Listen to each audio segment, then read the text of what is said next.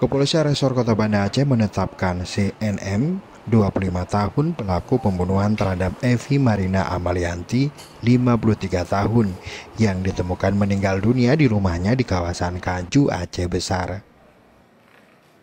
CNM merupakan anak kandung korban yang tengah menempuh pendidikan di salah satu kampus di Kota Banda Aceh.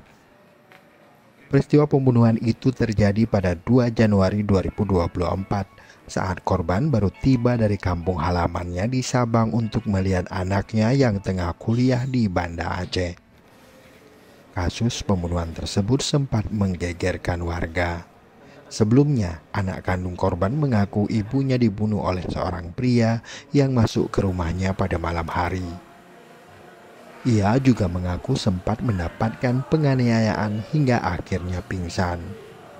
Namun polisi yang melakukan penyelidikan akhirnya berhasil mengungkap pelaku.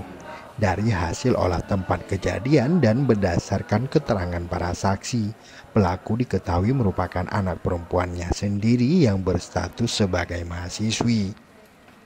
Pelaku tega menghabisi nyawa ibu kandungnya dengan batu.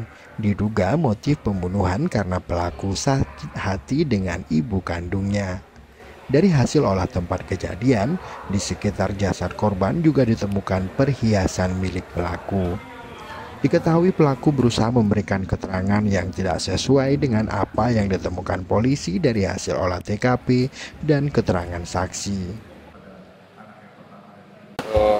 Dapat kami jelaskan terkait terjadinya tindak pidana pembunuhan yang dialami oleh saudara almarhum Evi, ya, di mana sudah kita dapat tenangkan bahwa yang melakukan tindak pidana itu adalah anaknya, ya, saudari CNM, di mana kita dapat menetapkan tersangka dari barang bukti yang kita dapat TKP, kemudian dari pemeriksaan saksi-saksi yang mendukung, kemudian kita dapat petunjuk juga, dan juga telah kita lakukan pemeriksaan psikologi forensik.